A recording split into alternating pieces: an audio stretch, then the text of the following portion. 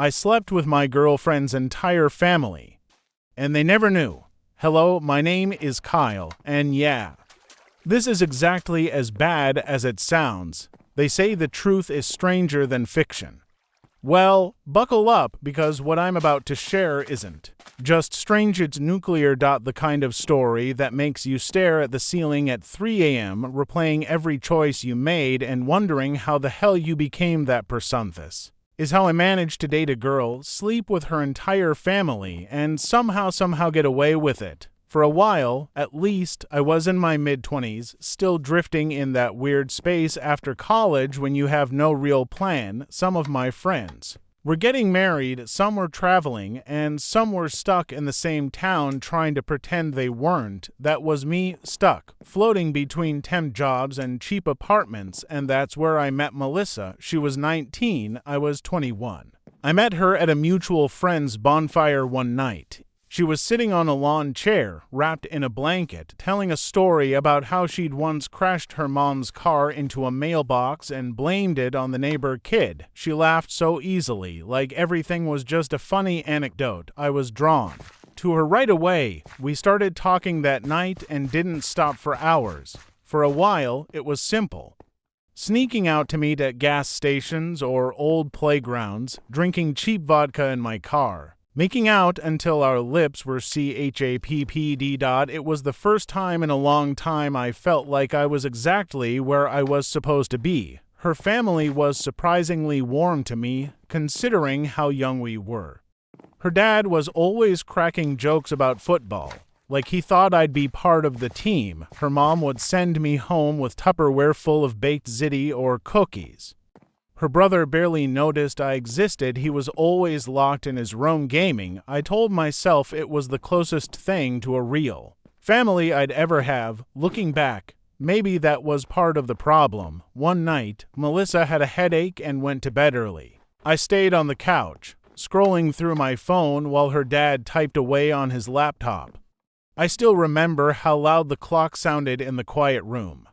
Every tick felt like it was counting down to something. We made small talk about work, about a basketball game on mute in the background. It felt normal. Then, out of nowhere, he asked, "You ever think about settling down?" I looked over, surprised. I wasn't sure if he meant with Melissa or just in general. Before I could answer, he looked away, like he regretted asking. I laughed it off. But something in the air shifted. A few minutes later, I bent down to plug in my charger. When I looked up, he was staring at me. Not just staring, watching. His sweatpants were tight enough that I couldn't pretend not to see. My heart started beating so fast I felt dizzy. I should have left. I should have stood up, made an excuse, and walked out the door, but instead, I froze. I felt like I was standing at the edge of something huge and irreversible. And then I stepped over it. I don't know what possessed me. Curiosity, loneliness, some twisted desire to feel wanted by anyone. I stayed kneeling, and I reached out. When it was over, I sat back on my heels, my head spinning. He didn't say a word. Neither did I. I went home that night and stared at the ceiling for hours, telling myself it was a one-time mistake. A lapse in judgment, but the next week it happened again. And then again. It became our unspoken ritual. Every time I walked in the door, I wondered if tonight would be the night it happened again.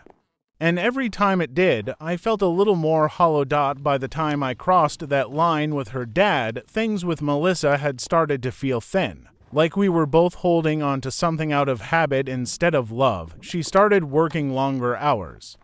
I started finding reasons to stay late at their house, even when she wasn't there. One evening, she asked me to drop off some papers. Her dad was gone for the weekend, and I remember feeling almost relieved that I wouldn't have to see him. Her mom answered the door in a bathrobe.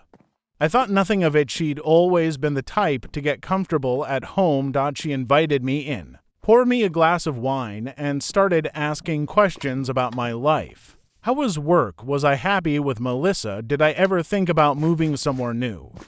At first, it felt like a normal conversation.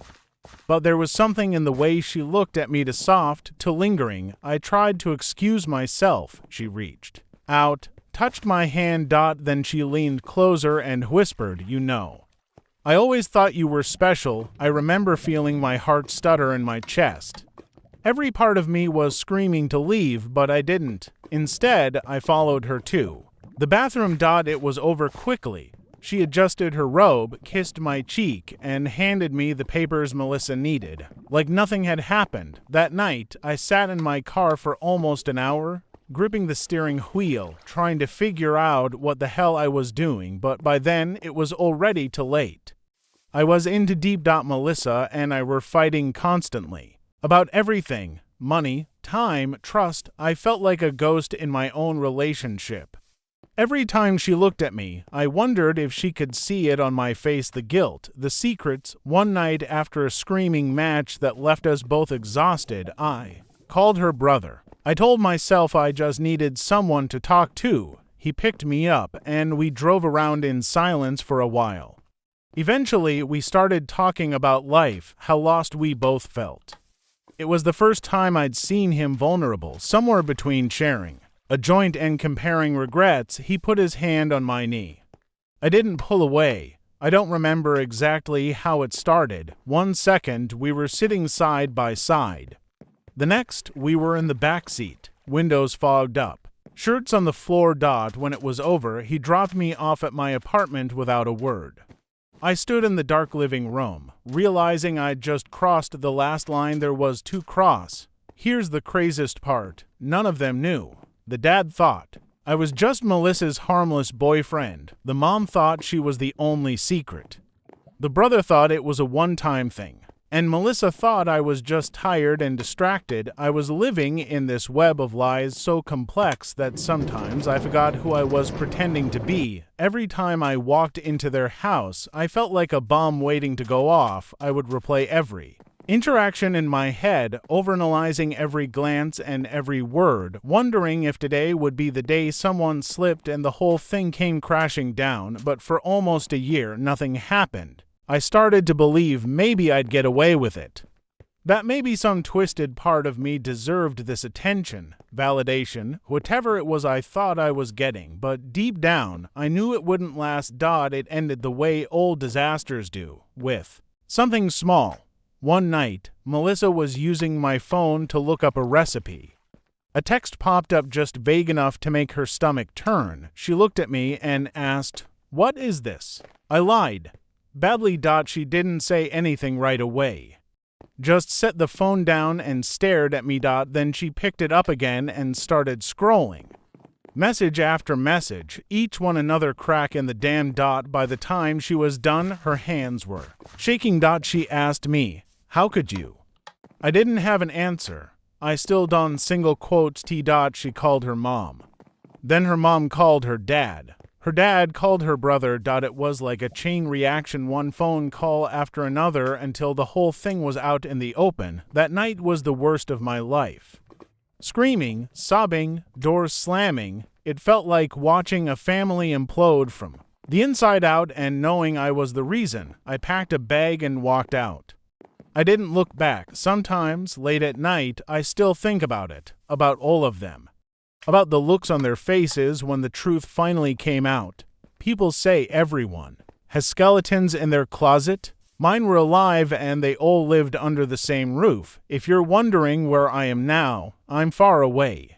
And no, I haven't dated anyone's family since, but sometimes, when I'm alone in a new city, sitting in a bar, watching strangers laugh over drinks, I catch myself wondering, whose life am I going to ruin next? If you made it this far, thanks for listening to the wildest story I'll probably ever tell. Hit subscribe if you want more true confessions you won't believe. Stay curious and maybe stay away from family dinners.